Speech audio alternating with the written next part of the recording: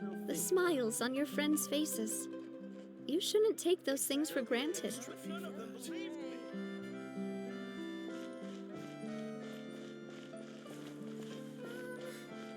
we play bingo next time?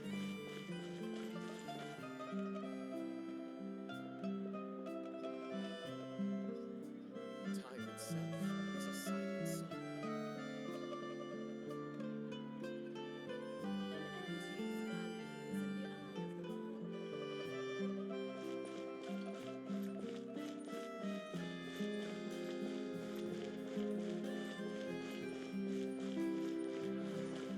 It's so much quieter outside.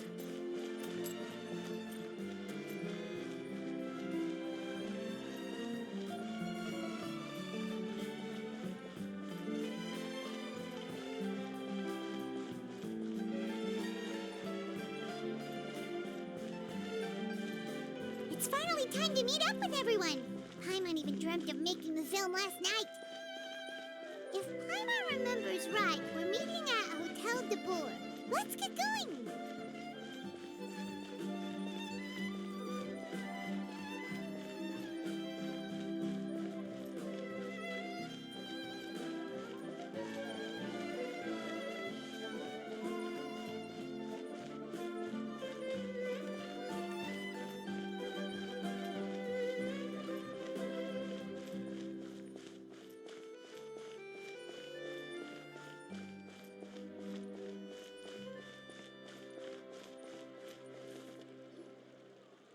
Ayaka! Yoimiya! You're already here! Good morning. Xavier said yesterday afternoon went well. Yeah, and how about you, Ayaka? What were you up to yesterday? After we split up, Ayato went to see Udex Nervillette at the Palais Mermonia. I was originally thinking of going with him, but he said he could manage it himself. He told me to go see the sights around Fontaine and to enjoy the local culture. So I rode the aqua bus with Yoimiya and visited the opera house on Aranias Island. Yeah, you wouldn't believe what we saw there! Two mechanical puppets that were dancing together! You've already seen them, right? Yeah, those two! Amazing, aren't they? We sat and watched for quite a while. It was mesmerizing, like we could keep watching them forever. Oh, it was the same for us the first time we saw them, too! Afterwards, we went swimming at the beach! Well, diving, to be exact. It was the first time I ever breathed underwater! I held Ayaka's hand and we counted down together. 3, 2, 1, and then splash! We were beneath the waves.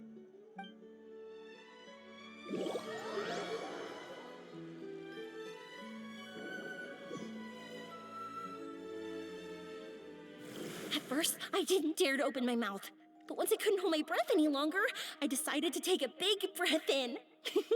Turns out the water wasn't as salty as I imagined. It didn't really taste like anything at all. Before I knew it, I was breathing like normal down there. It was an amazing feeling. Ayaka said I was too nervous and needed to loosen my grip. She got used to everything way faster than I did. I knew that the Traveler could do it, so I had no doubt we could do it too. That helped me feel at ease as soon as we dove in. The underwater world in Fontaine truly is beautiful. I love seeing the romaritime flowers blossoming underwater, like little candles lighting up the streets at night. Yeah, and there were so many creatures that we've never seen in Inazuma. Like those fish that shimmer like a sword blade. Whoosh! Oh, and those big fish that call when they see people. Ooh. Oh, you mean Hunter's Rays and Blubber Beasts!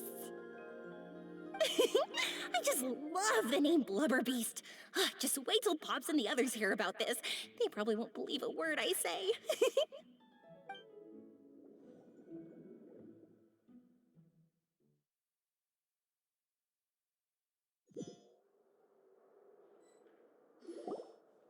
Yoimiya was down there for quite a while. It was dark before we finally rode the aqua bus back to the city. I figured she'd want to sleep in today. Yeah, even I was worried that I wouldn't be able to get up. I still felt like I was drifting in the waves when I went to sleep last night. But as soon as I woke up today, I remembered that we'd all be shooting a film together, and I was ready to go. Speaking of the film, where's everybody else? My brother and Xavier were speaking to the restaurant owner about using the place as a filming location. They should be here soon. As for the others, We're here. Please excuse my tardiness. I just finished the Special Patrol's 6-mile morning jog. Wait, 6 miles? I'm so tired. I heard you all chatting, so I decided to come down. I sure could use some of that endless energy everyone else has. Good morning, everyone. Morning. Can someone fetch me a cup of coffee? More milk, hold the sugar. Sure, I'd be happy to do that for you. No, you can't go anywhere. Please, have a seat over here so I can get started on your makeup. The last thing I want is coffee stains on my costumes. I can get the coffee. It's the perfect job for an assistant.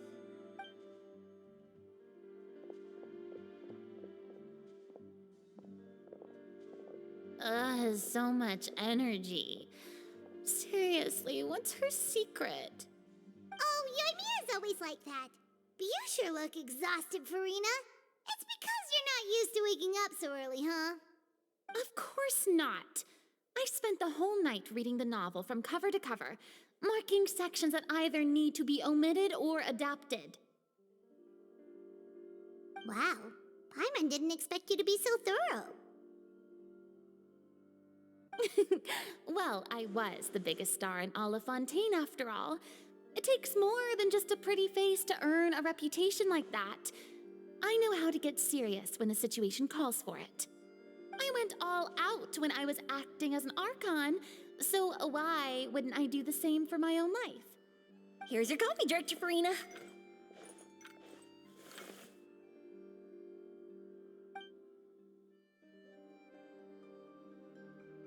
Oh, thank you. The sound of being called director and the aroma of coffee feels almost as refreshing as hearing the birds chirping in the morning. Ah, it seems everyone has managed to arrive on time. We've reached an agreement with the restaurant owner. We are free to use the second floor to shoot our film. Really? That's great!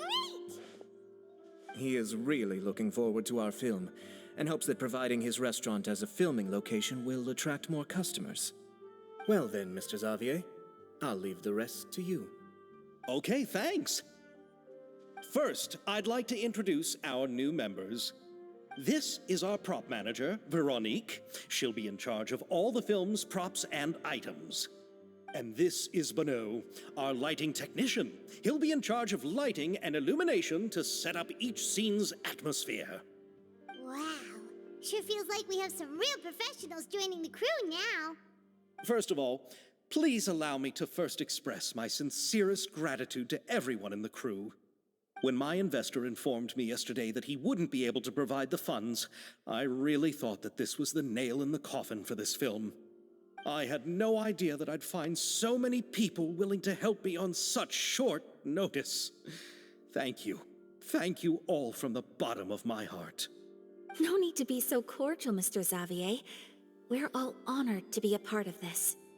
Your works made a profound impression on me when I saw them back in Inazuma. I am sure that someday, this film will be remembered as a prime example of cultural exchange between Fontaine and Inazuma. Yes, the story is the reason I agreed to join. I can't bear to even imagine what this film would look like without the very best director. Anyway, I would like to make a promise to everyone that as the producer of this film, I'll do whatever I can to ensure that everything goes as smoothly as possible. This is not just my film. It also embodies the thoughts and feelings of every person here, as well as the endless effort we are about to pour into it. So, without further ado, the Two Musketeers will officially begin filming now! You may take it from here, Director Farina. All right. Listen up, everyone.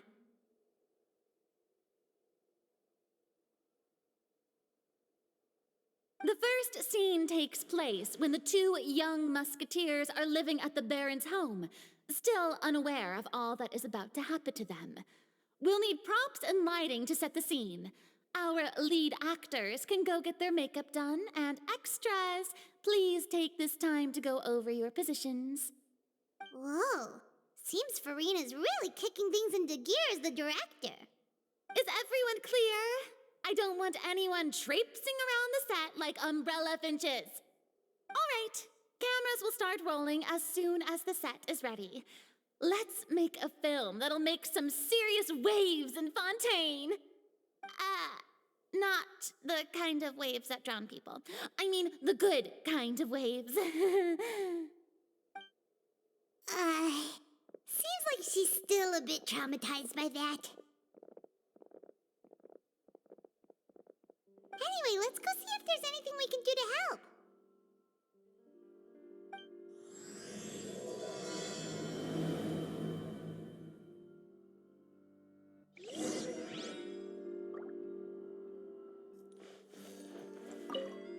I don't need any help here.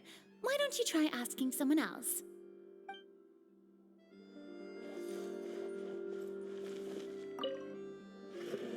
How about here? A little more to the left. You got it. Hey, Yoimiya, do you need a hand? No, I'm fine. You know, doing the lighting is kind of like designing a fireworks show. It's interesting to imagine what kind of atmosphere the lights will create. I heard that the Traveler will be operating the camera and Paimon will be the clapper loader, right? Those roles are just perfect for the two of you. Really? Is that because it'll be easy for Paimon to hold the clapperboard while flying? Well, sure, there's that, but that's not exactly what I meant. I just think that after all your journeys together, you two must have developed a super close bond and just naturally know how to work with each other. If I'm not mistaken, the director will want the cameras rolling as soon as the clapperboard goes clack. Oh, I see. It's amazing to see the magic behind filmmaking. Yoimiya, we need lights over there, too. Oh, on it! I've got to get back to work. Chat with you later. Oh, it's exciting to see so many people working together to bring the film to life.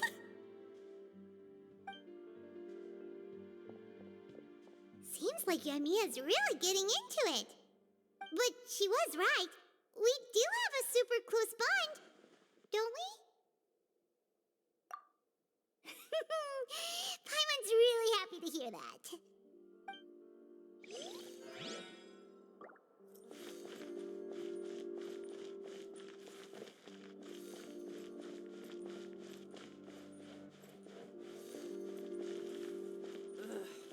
So annoyed.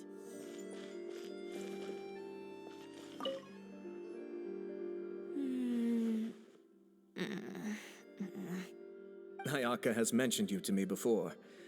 She said that you two were great friends when you were kids. No talking. I'm thinking about how to do your eyeshadow. Ah, yes. To help me really look the part. To achieve a more young and naive look for this scene.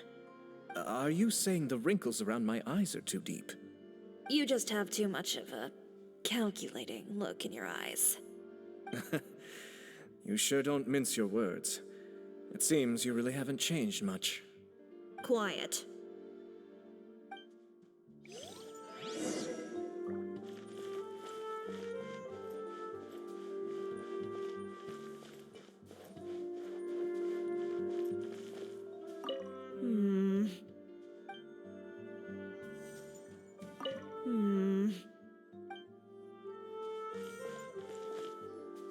So, this is a real musket? No, it's just a prop weapon. Not bad. Have you seen a real musket before? Only in books and newspapers.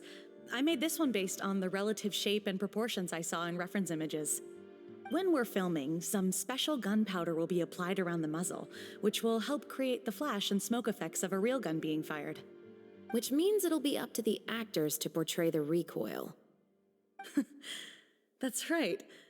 The sound effects for gunshots will also be added in post-production. Thank you, Veronique. I think I know where to start now. However, the musket's gears and firing pin could still use some work.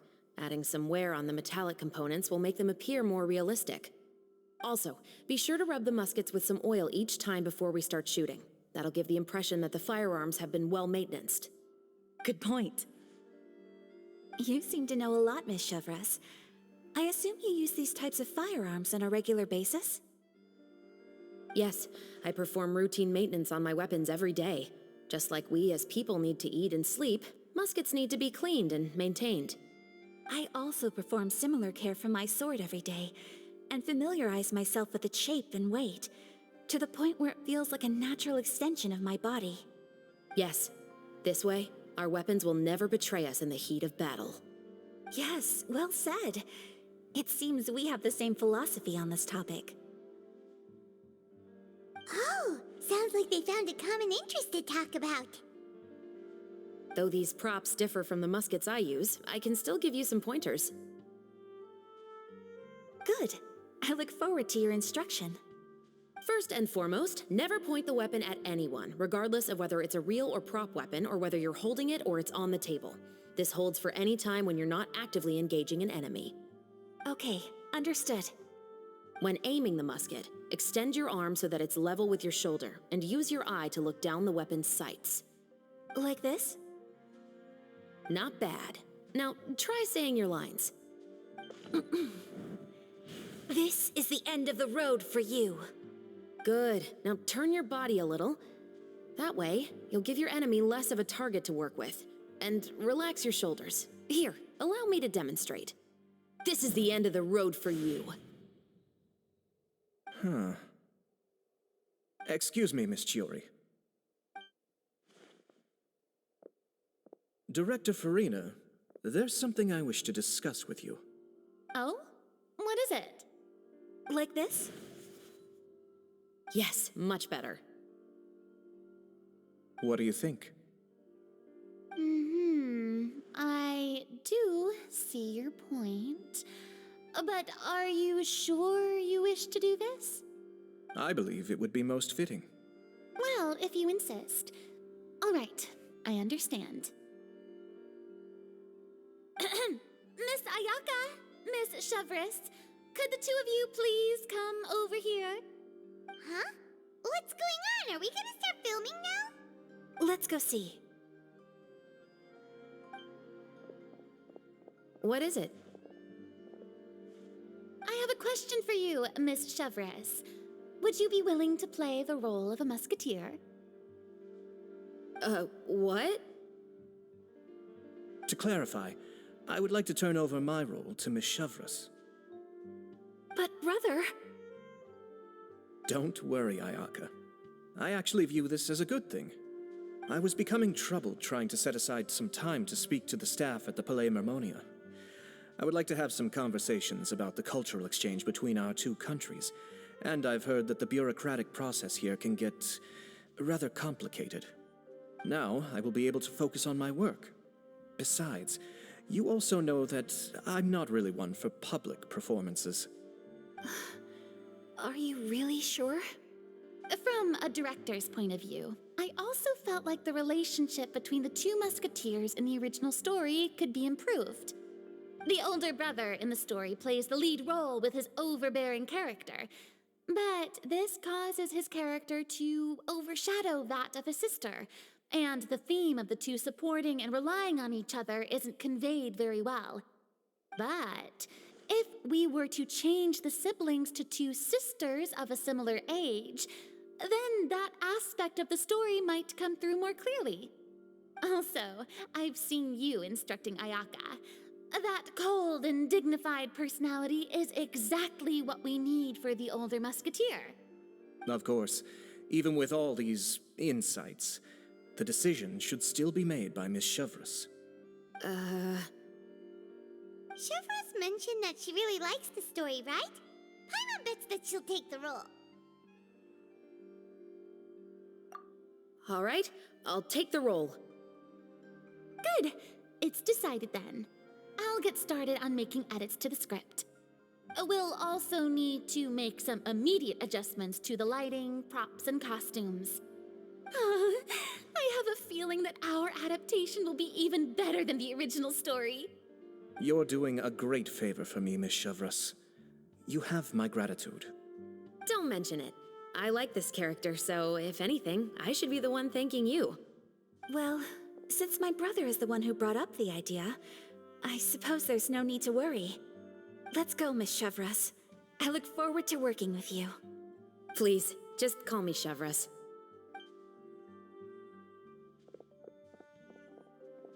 Seems like you're really going out of your way to solve the problem I was having with your makeup.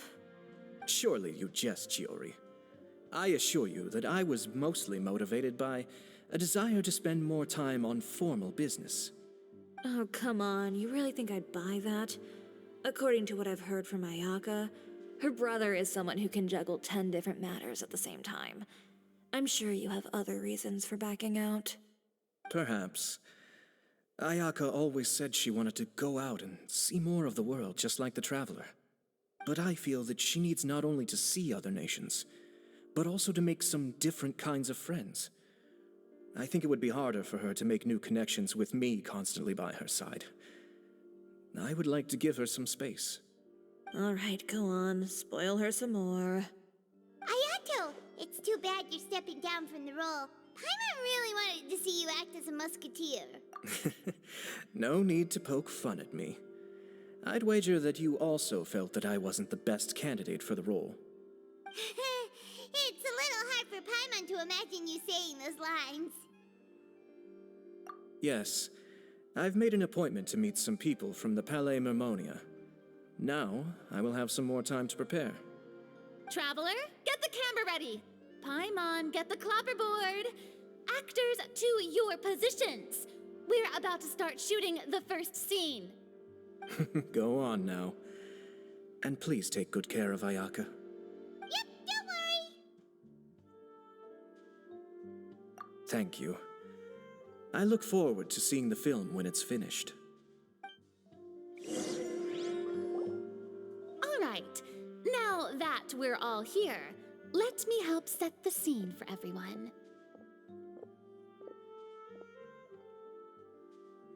The first scene takes place when our two main characters are still living at the Baron's estate. They've been ostracized and verbally abused by others in the household, but they still have no idea why. We want to capture how naive and innocent they are, despite their pain. Chevrolet will be playing the role of the older sister, Tulip, and Ayaka will be the younger sister, Iris. Be sure to get close-ups of the main characters at the right moment. Silence on the set! Lights! Camera! Action! Let's go! Tulip, Mother's been out for quite a while now. Perhaps she went to pick some flowers on the way home. You know how she loves flowers. Iris, Tulip, I'm home.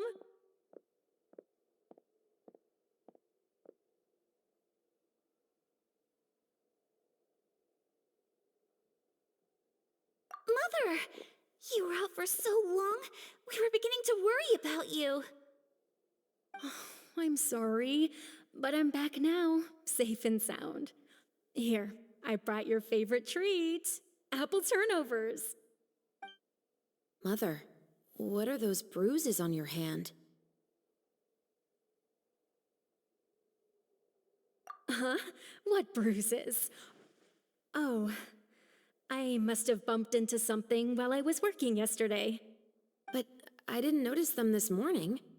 Then perhaps they're from when I accidentally tripped when I was out just now.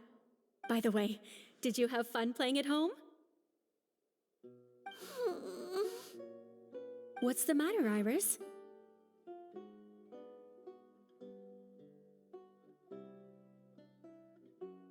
Well, we've realized that No one really wants to play with us.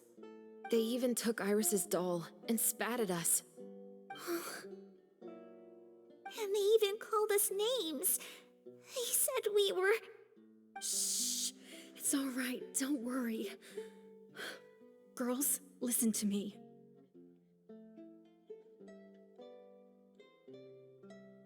It doesn't matter what anyone says. Don't listen to them. No one can define you with such words. You both have wonderful lives ahead of you. Just like your names. You will both blossom like beautiful flowers. Maybe your time to blossom hasn't quite come yet, but one day, you two will bloom more beautifully than anything else. Don't let the soil you're in now ruin your future beauty. Understand? My dear daughters. And cut! Not bad. The actors' emotions were all on point. Let's keep that take. Also, if our clapper loader could avoid shouting at the start of the scene next time. Oh, got it. Great. I was a little worried that my nerves would get the better of me. What about you, Chevros? I felt fine. The lines weren't too difficult at all. Seems like Farina must have adapted the role nicely. You two were great. I couldn't tell it was your first time acting in a film. You should have more confidence. Thank you for your encouragement. Positions, everyone! We'll move on to the next scene after we try a few more camera angles.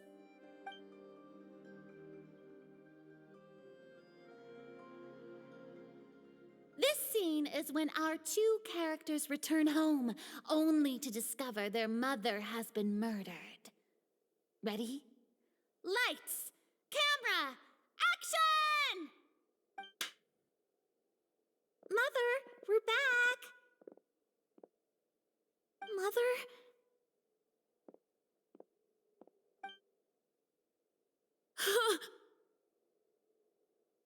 What's wrong, Tulip?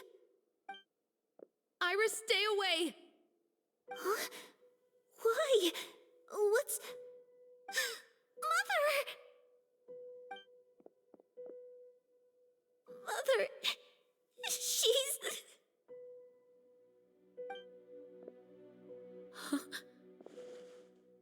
There's poison in this cup. Huh? I could have sworn I've seen this kind of cup before. Those aristocrats. They didn't even try to cover up their actions.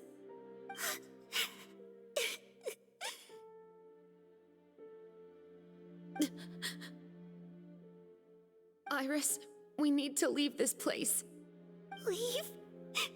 But now that Mother is gone, where can we even go? Anywhere. All I know is that we can't stay in this house. But are we just going to let them get away with this? We'll have our revenge, I promise you. Just not right now.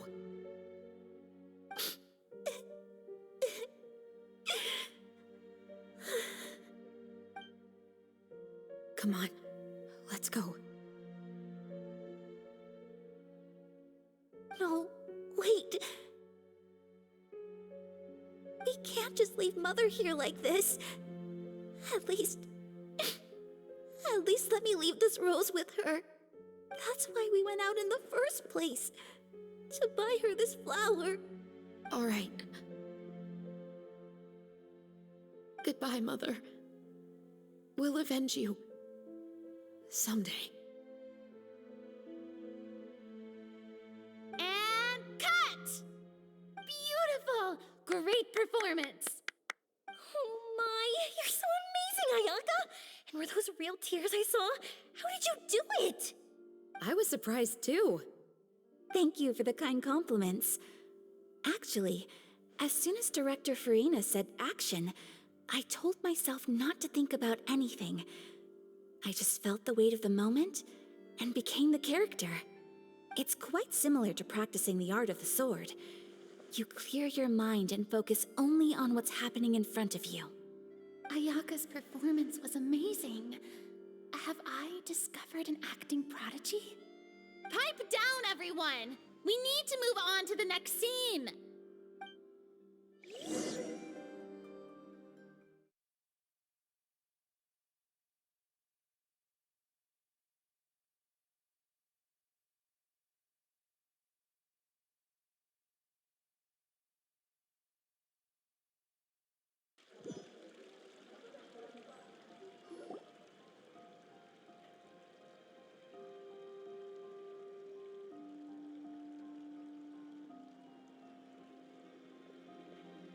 Huh? Are we done already? But Paimon wants to keep playing with the clapperboard. How do you feel, Traveler? Is your arm sore from holding the camera all day? Good work, you two. You too, Shivers. You were quite the actress today. I've read this novel many times before. I have a good grasp of my character's mindset. Anyway, do you remember my request from yesterday? Oh, right! We were having so much fun that Paimon nearly forgot! You have a case where the murders seem really similar to the cases in the novel, right?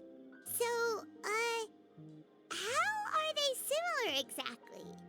In the story, the main characters grow up to become two musketeers, always using their guns to carry out their revenge. And on each of the victims, they place a rainbow rose as a signal that they've returned. Yes, that's correct. We found rainbow roses just like in the novel. Seems like you're connecting the dots now. Oh, that does sound pretty concerning. Especially after seeing the script today. Oh, now Paimon can't stop wondering what kind of ulterior motive the murderer might have.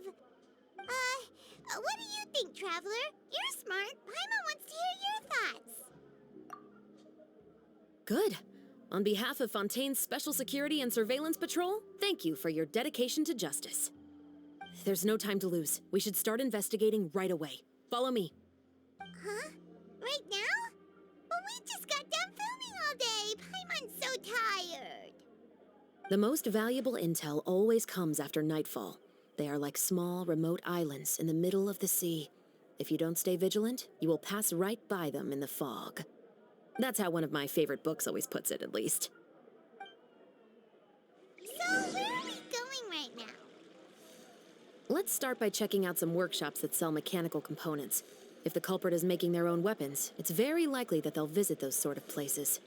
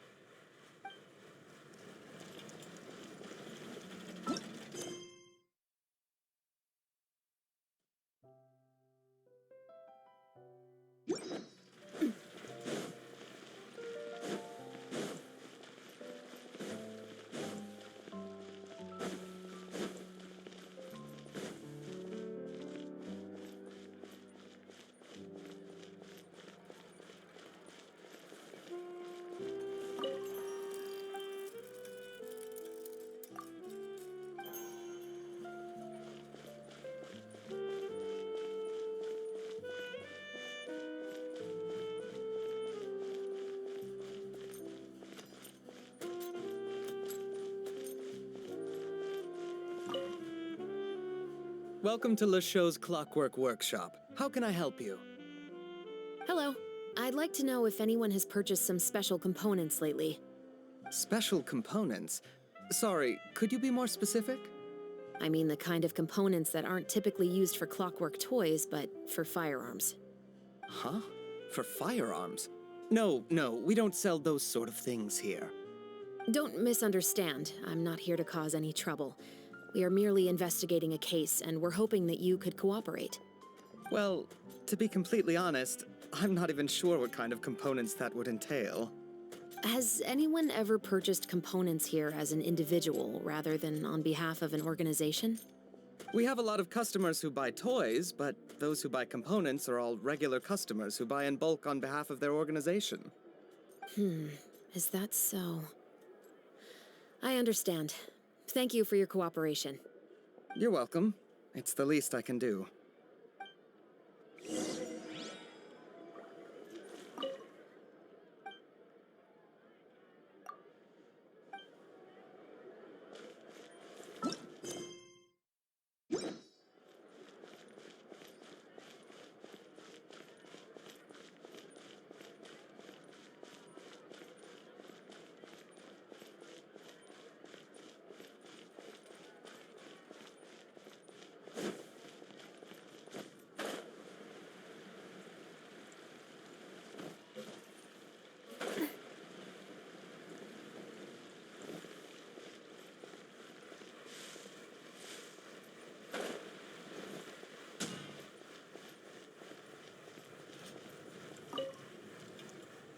Oh, hey, Chevris.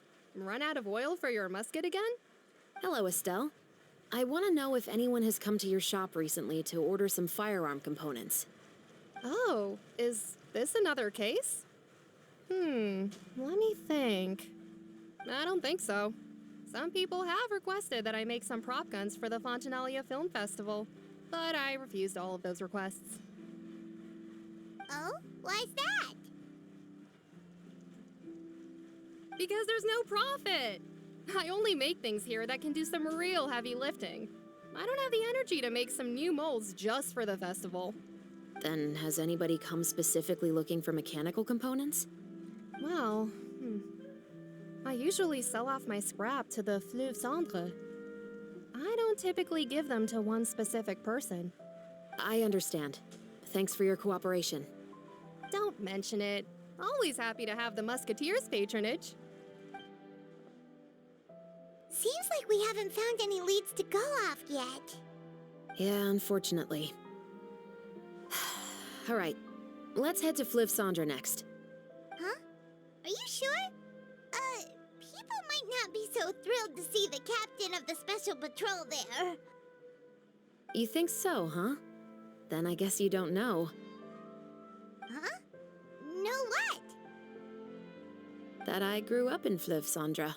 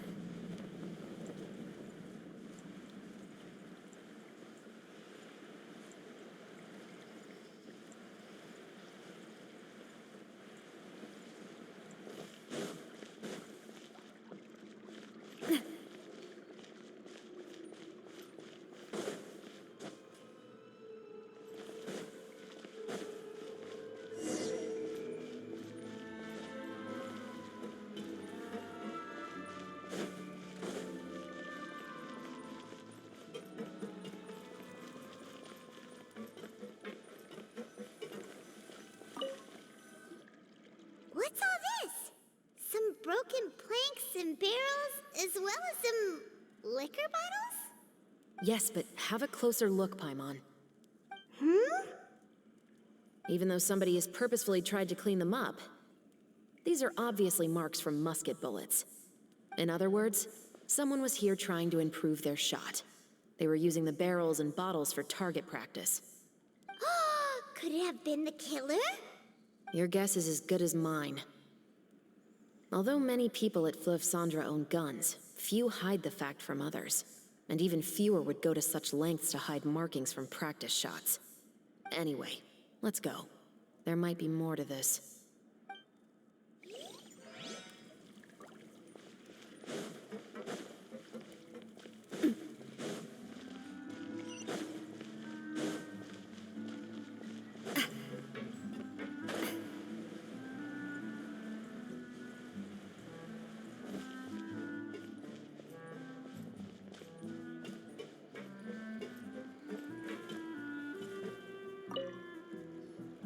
It's been a while, Tetro. Please, just get on with your request.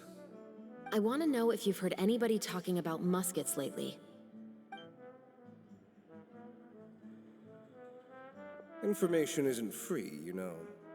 I've heard that bandits have been extremely active in the countryside recently, and they've been affecting the delivery of goods to Poisson. I can allocate some more manpower to help out with that problem. What do you say?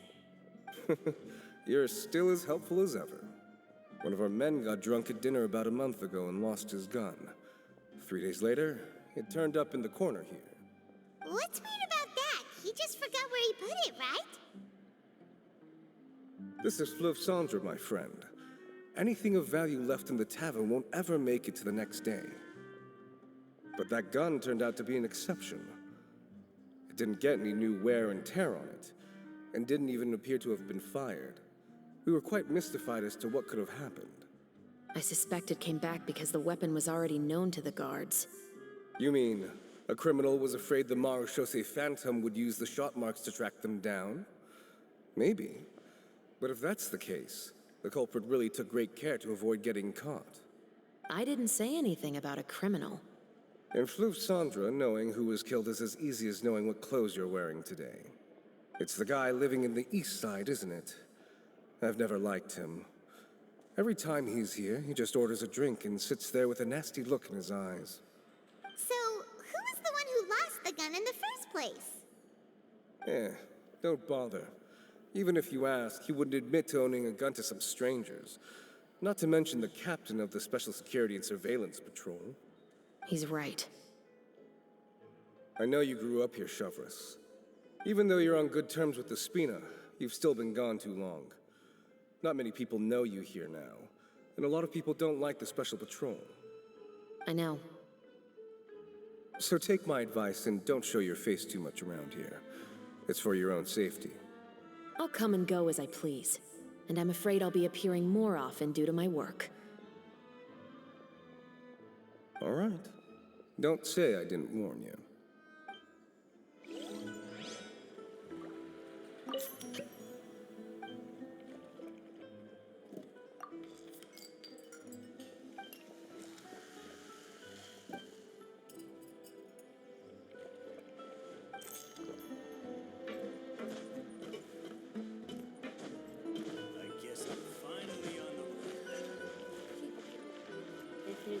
Adventuring underground is way more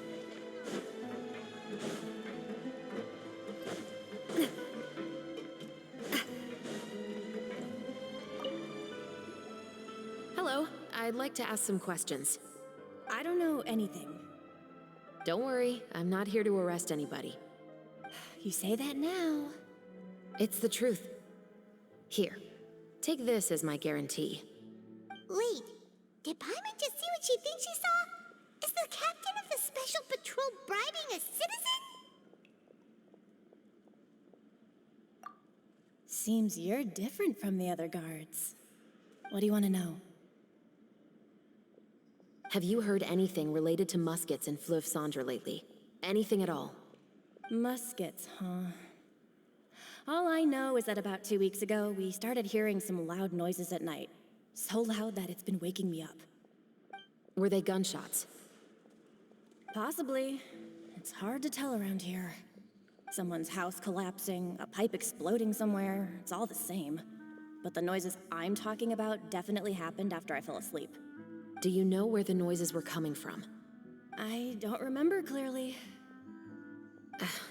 Is it that you don't remember, or that you need to think about it some more? You tell me. Then please, think about it some more. She's giving her even more Mora!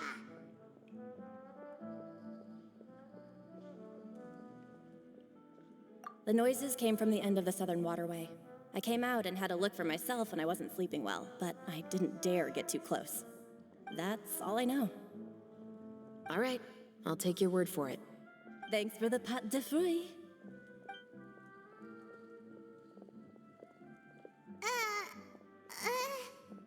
No need to be surprised. I grew up here, remember? I know how to get people around here to talk.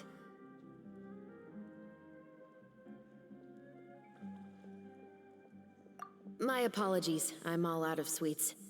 Though I do have some other tempting snacks in my custody. Fries, fried chicken, and even onion rings. But taking care of junk food is my responsibility. You're better off sticking to your normal, nutritious diet. Now then, let's keep going.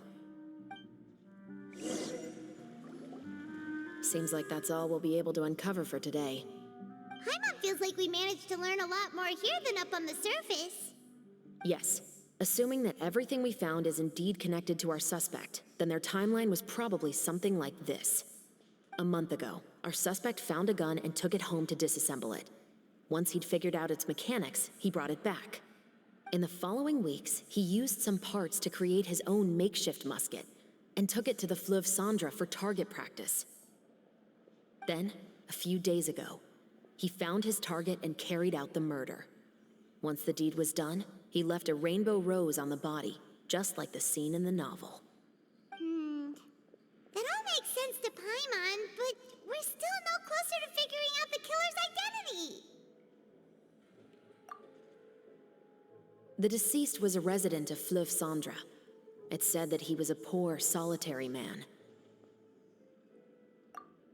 Yeah, that's also something I'm trying to figure out. If we are indeed following the novel, and there's a story behind the murder, then this murder should be an act of vengeance. But according to our investigation, the deceased didn't have any enemies. He was no saint, but no one's heard of a rival who hated him enough to shoot him dead, much less care to leave a rose on his body. What message is the killer trying to convey, and to whom exactly? We've thoroughly investigated that possibility. He claims to have spent the whole day at the Opera House on the day of the murder, and the staff there have confirmed his account. Okay, so he has an alibi. Not only that, he lacks a credible motive as well. He has a family of his own, and both of his parents are still alive. I've looked into his records. He was adopted at the age of 6, and all the proper procedures were followed. There are also records of him at an orphanage before then. In the story, the mother of the 2 musketeers was murdered after the children turned 10. Of course, he could have changed the children's ages, but I don't want to assume anything without evidence. More importantly, I've also had a chat with him in person. He didn't seem like the kind of person who would pull the trigger to kill a man. Then, what should we do now? We have all this new information, but it doesn't help us move forward. Investigations take time. I didn't expect us to catch the culprit in just a single day. How about this? Let's spend the next few days filming with the crew. We can continue the investigation once we're done with the film. I'm sure that given time, new leads will present themselves. Wait, but weren't you saying Intel is like small, remote islands in the middle of the sea just a moment ago? Wouldn't you just miss them if you were to stop looking? Ah, but the book had more than one reference to the islands, Paimon. Oh? What else did it say then? As long as you spend enough time sailing through the fog, you'll eventually come across an island.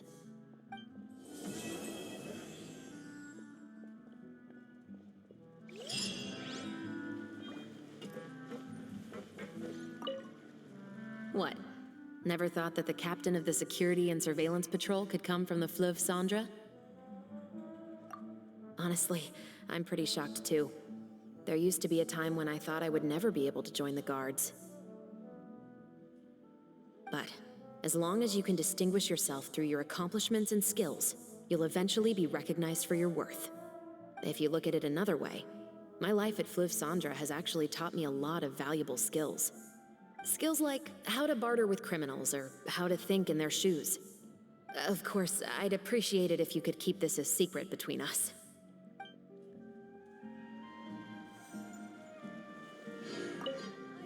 What? Never thought that the captain of the Security and Surveillance Patrol could come from the Fleuve Sandra? You mean rising through the ranks? It was a struggle, for sure.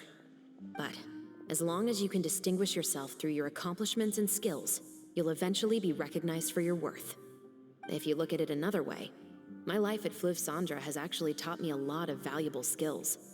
Skills like how to barter with criminals or how to think in their shoes. Of course, I'd appreciate it if you could keep this a secret between us.